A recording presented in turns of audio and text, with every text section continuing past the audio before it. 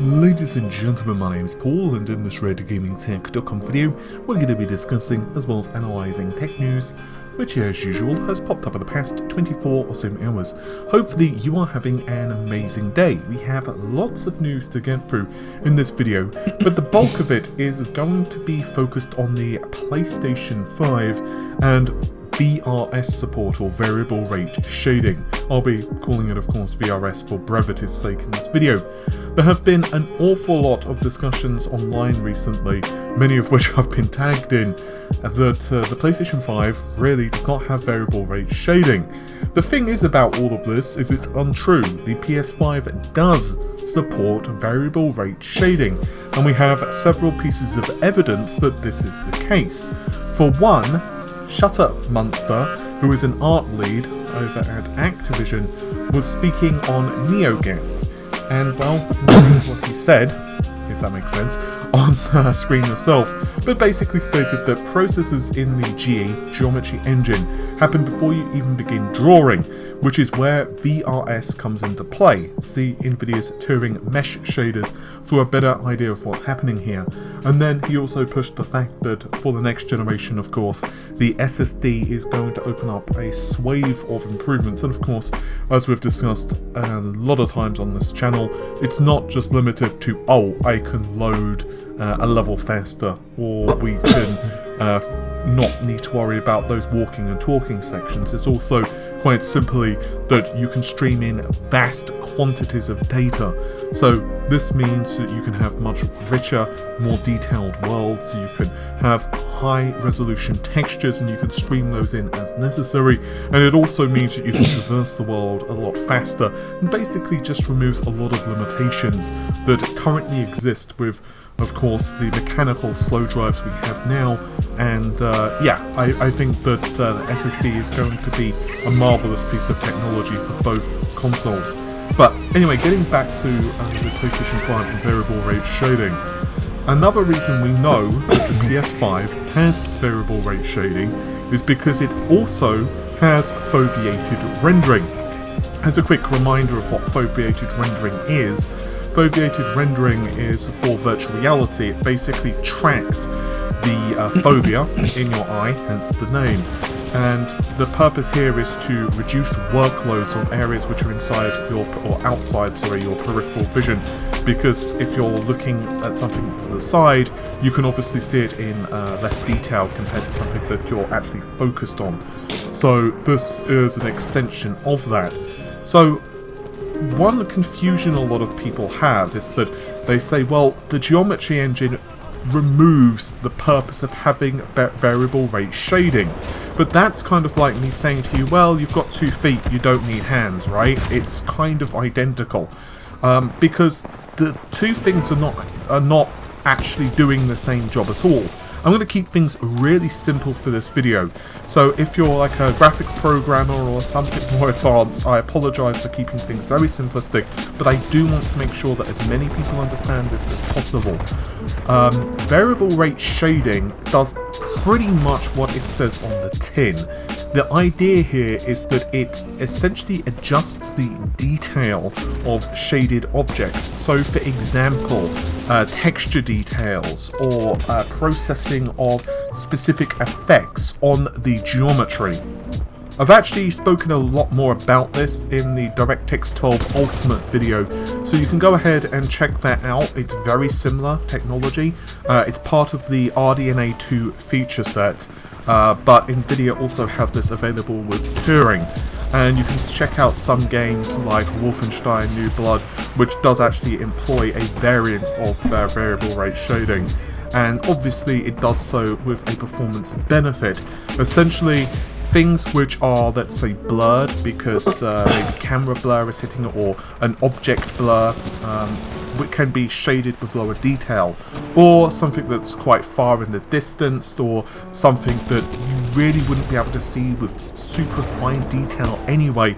It can be rendered, shaded, whatever you want to call it, at much lower levels of detail compared to something which is right up in your face.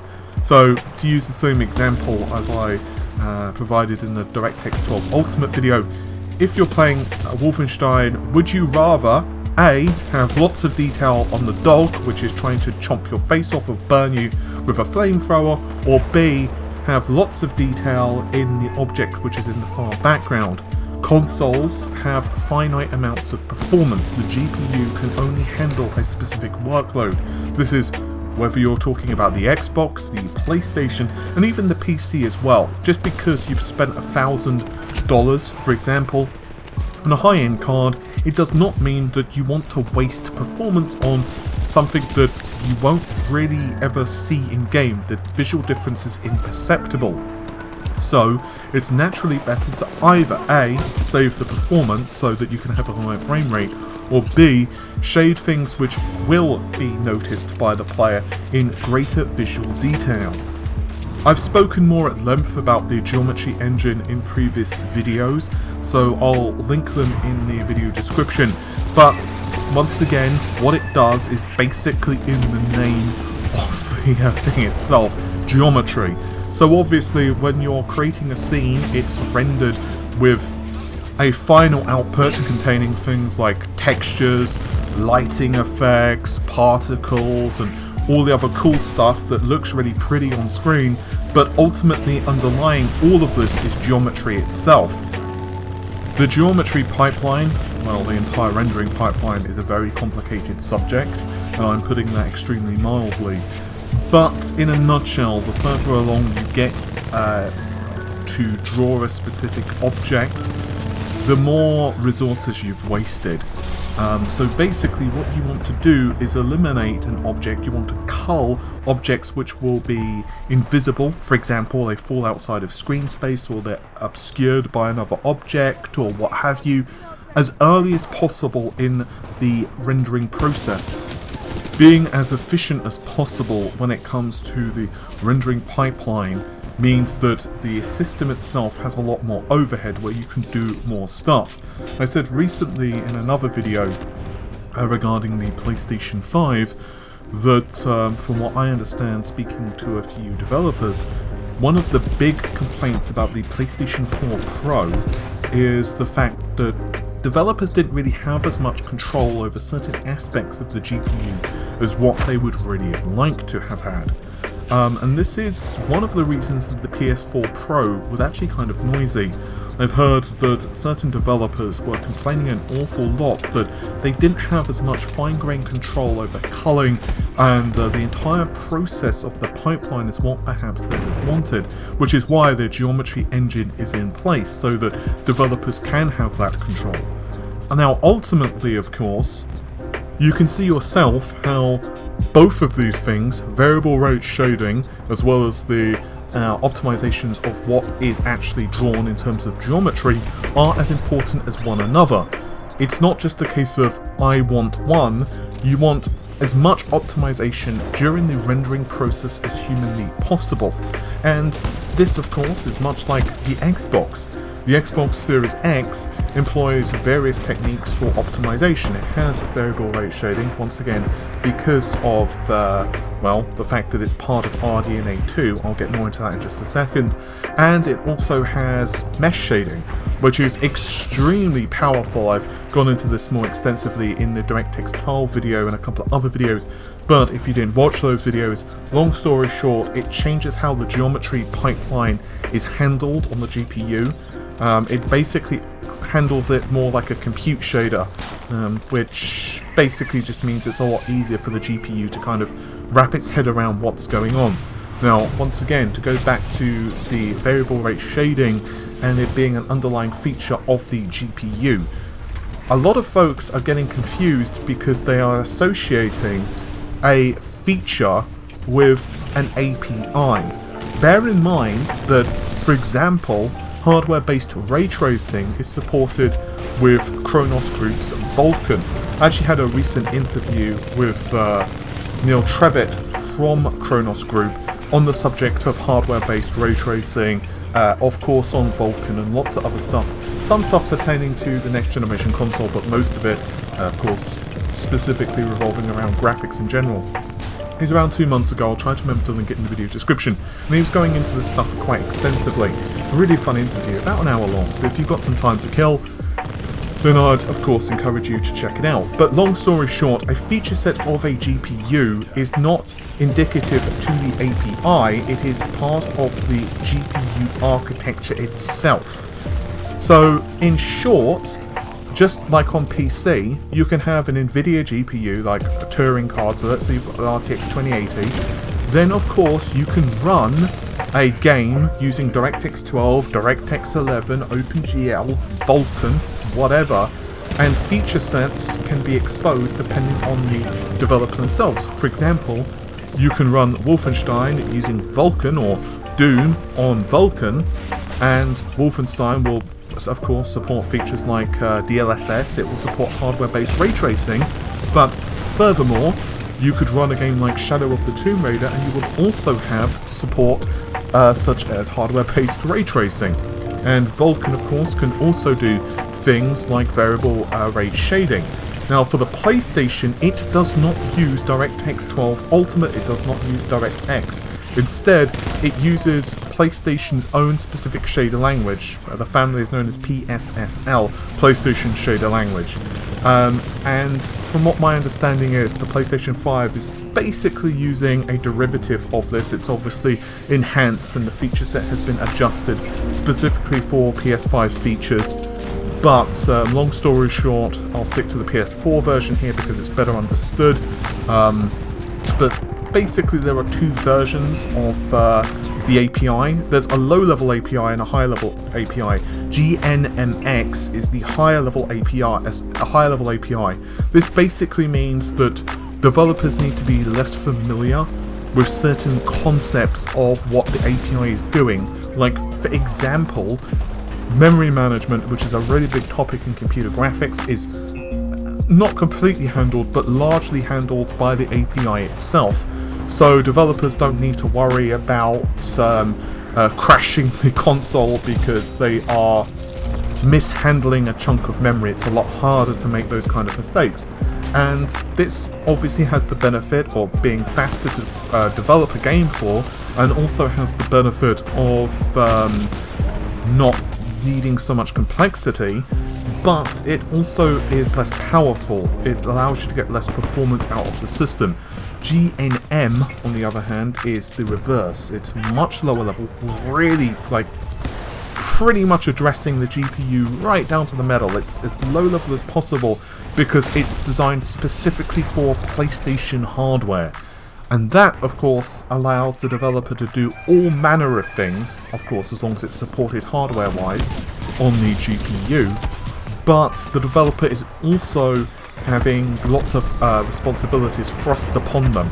So, once again, they will need to better manage memory, they will need to make sure that they're being much more careful with their code. So, ultimately, that gives them the flexibility, and of course Microsoft with DirectX and the Xbox also have very much the same thing. They can code much lower level, or they can go to a higher level, depending on what their needs are. Of course, with the current Xbox, it doesn't feature full support on the GPU for like DirectX 12 Ultimate features, it just doesn't. So of course, because of that, they don't get so much benefit kind of going super low level in that respect in terms of features, but what they do get, of course, is lots of additional efficiency because it's much lower level anyway. So they could do an awful lot more stuff, and obviously the overhead for the API is just less anyway, not least of which is because it's a console. So hopefully that does help clear a few things up, because as I mentioned, I don't know how many times I've been asked about variable rate shading on the PS5. So it does support VRS, and yeah, I'm pretty sure that that's clear enough in this video. As usual, thanks to everyone who has been asking me about this stuff, but I think that pretty much goes over the basics of how VRS is handled on the systems and why it's not API dependent. Instead, it's actually on the GPU itself. So, long story short, geometry engine equal for geometry, VRS equals shading stuff, and as long as it's supported in hardware, the API, of course, can just be written accordingly. So that's the too long didn't read version. I will finish off this topic with this. As someone who has sat in product briefings, and they have been hosted by marketing guys as well as even engineers who have worked on the product. They may decline to discuss certain feature sets. In fact, if you ask about it, they will basically totally and utterly brush it off and just say, at best, we are not ready to discuss that yet, or we'll come back to that, or something along those lines. And that's if you ask them about it directly, because, well, they are either not ready to talk about it because there's NDAs in place, or maybe they have other talking points that they feel is more important. They basically are trying to control a specific message. Now, I do think that Road to PS5 was not necessarily handled the best. I think that even Microsoft didn't necessarily reveal the Xbox Series X perfectly, but I think they possibly handled it from a PR standpoint better than what Sony have. I think that the Road to PS5 event, a lot of people went in with totally unrealistic expectations and were kind of expecting lots of gameplay and all of this other stuff, and obviously that was not the purpose of it. It was definitely an event which was more designed to woo developers, and that's why a lot of the technical features were more the things that were specific to the PlayStation 5. That's why we learned so much about the geometry engine and the Tempest engine and all of this other stuff. So once again, just because a feature is not discussed, it does not mean that it is not present. I am also pretty damn certain that there's a lot of features for both consoles that neither Microsoft or Sony have discussed. And to be abundantly clear, I am not just talking about features on the GPU or the APU, I'm also referring to features which will enhance your game. There is a couple of other small things I would like to discuss, mostly because they interest me rather than the fact that they're super technical.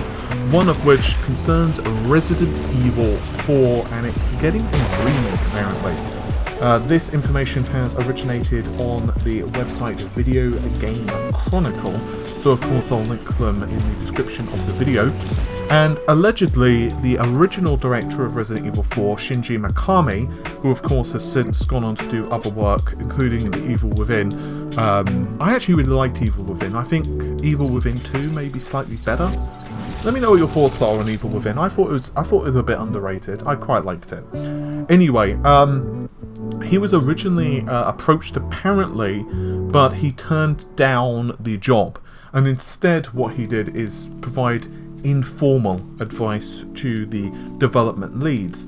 So from what we understand, the development team is instead going to be M-2, which is a studio which was founded by Platinum Games boss Tatsuya Minami. Hopefully I've pronounced that correctly. I'm really sorry if I butchered that. But anyway, the game allegedly is going to be released in 2022. So not too long in the distant future. And I'm actually, I said this on Twitter, but I'm kind of like torn emotionally about this, because yay Resident Evil 4, which I really loved, but controversial opinion time. I really liked Resident Evil 4, I thought it was really fun. It was kind of like a campy B-movie with ridiculous voice acting and cheesiness, but it didn't go completely and utterly overboard. It was kind of just right. The gameplay I thought was pretty damn solid. The only thing I didn't like about it is I did think it was a bit too actiony. That was definitely kind of the start of the series becoming too actiony for me. And I really liked the older versions of Resident Evil because of that. Like I just recently completed Resident Evil 3 remake, which I thought was really good, other than a little short. I don't think that's a surprising opinion of mine. I think most people would agree. It was maybe about an hour to 2 hours too short, at least in my opinion. And a couple of areas, I won't spoil anything for the video because I know the game's still quite new. But I think a couple of areas were a bit, okay, I'm kind of looking forward to this to be done. This is kind of getting a bit boring now. But overall, I think the game was fantastic. I think Resident Evil 3 was really well done. So I had actually really hoped for Resident Evil Code Veronica, which I've actually been recently replaying on emulator. I'm playing the PS2 version on emulator because, quite frankly, I cannot be bothered to set up my PS2. Yeah, I'm really enjoying Resident Evil 2. Well, actually I was, and now I'm playing Final Fantasy. But yeah, so I really like the game, Code Veronica, and I would really like to have seen that, because I think that that's aged a lot more in terms of the gameplay. Obviously, it's still got the tank controls and stuff like that, and Resident Evil 4, I know it's a really old game. I actually imported it from the United States. Obviously, I live in the UK currently, and I actually imported the US version of Resident Evil 4 to play as early as humanly possible, because I was really looking forward to the game. I think, though, I would have personally preferred Code Veronica, or the other option, of course, would be Dino Crisis. I'd really have loved to have seen a Dino Crisis. And the last thing I'd like to finish this video off, well, that's kind of a redundant statement, last thing to finish the video off, and that is rumours that Crysis is receiving a remaster.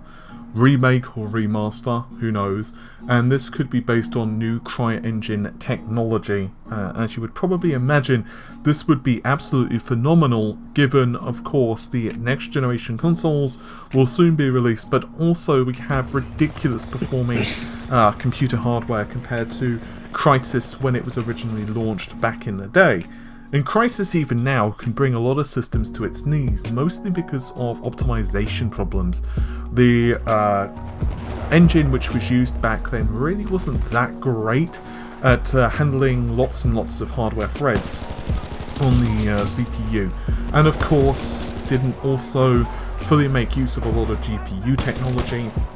So it's kind of difficult to imagine that even a remaster would look incredible, but maybe not actually super duper demanding, or at least as demanding as when Crysis first launched, because Crysis is an incredible game. Like, even if you look at it now, considering just how old Crysis 1 actually is, the game was released in late 2007, which is actually a little bit older than what I thought. I had to Google that because I was going to say 2008, so geez, that is pretty damn old. And back then, of course, systems were in this really weird period where they were becoming increasingly multi-threaded, and GPUs, of course, were a fraction as powerful as what we have now. So I think having a game like Crysis, which would have ray tracing, which would really just be a massive open playfield, which is essentially what it is. I would also be totally down for a Far Cry 1 remaster or a remake. I think Far Cry 1 would be as good in some ways, because obviously it's more survival based, although it does kind of jump the shark in the latter part where it becomes all about monsters, and I usually kind of stop the game about that point, to be honest. But I think Crysis 1 would be an amazing remaster. It's still aged fairly well, but imagine just being able to sneak around the jungle, having such an open world, but with super fast SSD technology, being able to stream in data, and just the vast richness that this kind of loading speed would be able to afford. Plus, of course, you've got just a lot of data now. You've got way more RAM than back then, so you have an incredible richness, a diverse ecosystem that you could kind of traipse around in, but just the ability to hunt and stalk enemy soldiers by better being able to understand their position with awesome 3D audio, and being able to understand where they are based on things like dynamic shadow. Oh my goodness, it would be pretty damn amazing, at least in my opinion. Anyway, hopefully you've enjoyed the video. Normal stuff if you did. Like, share, comment and subscribe, and I'll see you soon. Take care of yourselves. Bye for now.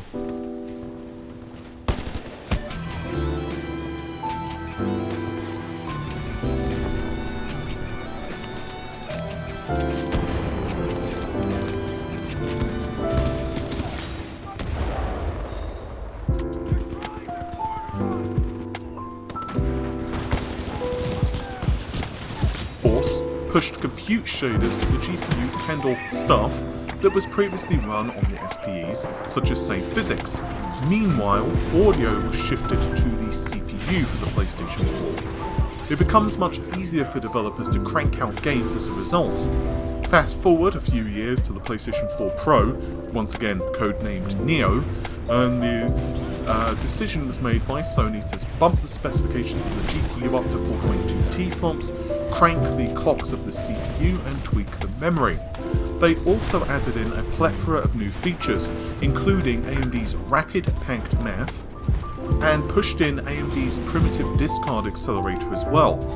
Once again, my goal here is to keep things as simple as possible, but the purpose of the Primitive Discard Accelerator was to ensure that stuff which shouldn't be drawn doesn't make its way too far down the rendering pipeline and waste performance, i.e., is there a surface that's hidden by another surface, or an edge that's largely invisible from a view because of viewing angles, or distance, or something else that's partially obscuring it, or maybe there's an object that's only being partly rendered.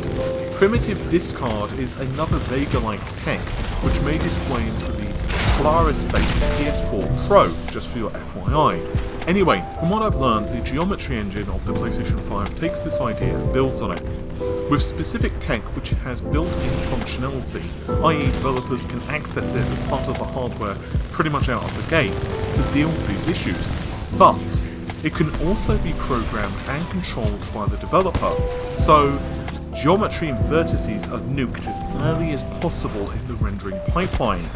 Technology like this will be incredibly important for the next generation. And this is not just a push towards more pixels, more geometry, more power, but also, how do you use that performance smartly? Basically, you can look at Microsoft and their very cool looking VRS demos. The technology basically culls part of the object, which falls outside the field of view, because clearly, drawing the whole dragon when the whole wing is blocked just does not make sense to do. For the PlayStation 5, I was told that the geometry engine allows the discarding things as early as possible in the rendering pipeline, and this will be of critical importance for VR games on the platform and maintaining 120 FPS. I've also mentioned a few times in the past that we've also seen patents from Sony for foveate rendering. This basically tracks what your eyes are looking at for virtual reality, so things that are in your peripheral vision can be rendered at lower quality. Essentially, this is a performance saving measure and also increases detail in your focus, because obviously what's in your focus you can see clearer. During the Road to PlayStation 5 event, Mark Cerny stated that developers were largely free to ignore the existence of the geometry engine, but should they choose to take advantage of it, techniques such as primitive shaders would be very interesting and powerful.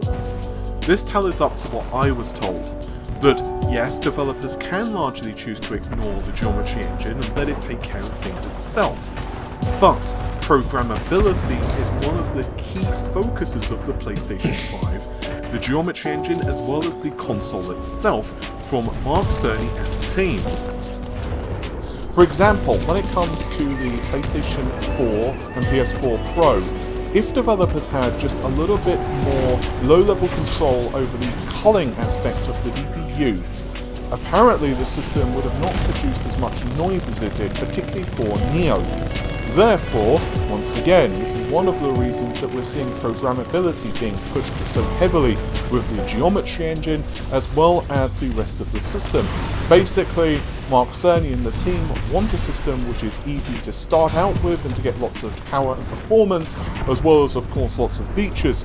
But as developers' needs change, particularly of course as developers choose to go with different techniques, learn different game engines and so on, they may wish to start experimenting and go for techniques which essentially are not baked in as part of the hardware. Therefore, flexibility is a key component in the next generation, as well as of course once again the PlayStation 5. Essentially though, the PlayStation 5 seems to be easy-ish to start out with, but with lots of options for programmers who want to achieve cool new techniques, allowing flexibility for different approaches. And a little bit about clock frequency. Of course, developers will get great tools for testing out their code on the console, so naturally testing game engines, different optimizations, and hell, a different level or a different area can drastically change how a game texts the system. In general though, the PS5 appears to be getting hit much harder on the GPU because of how the system is constructed. Basically, with the previous generation, the CPU was pretty damn weedy, and also a lot of its performance was needed to be taken up by audio. which is now taken care of by the Tempest engine. The CPU therefore is more likely to dip in frequency compared to the GPU, but heavy AVX instructions in, say, a synthetic load, which is something that would never occur in real game code, would mean that the GPU would more likely to be affected. But in day-to-day games, I was told that this is just getting to the it doesn't matter territory. Cerny himself, for what it's worth, did say, and I quote, that we expect to see the GPU at or close to these clock speeds. This was in reference to the 2.23 GHz figure. Of course though, because we didn't see any demos of actual workloads, it's very difficult to know if this is the case in reality.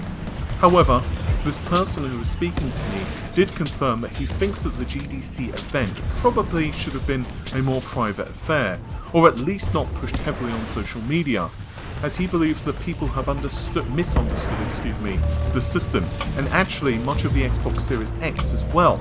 Both consoles are likely way more powerful than what we are led to believe right now based on public information.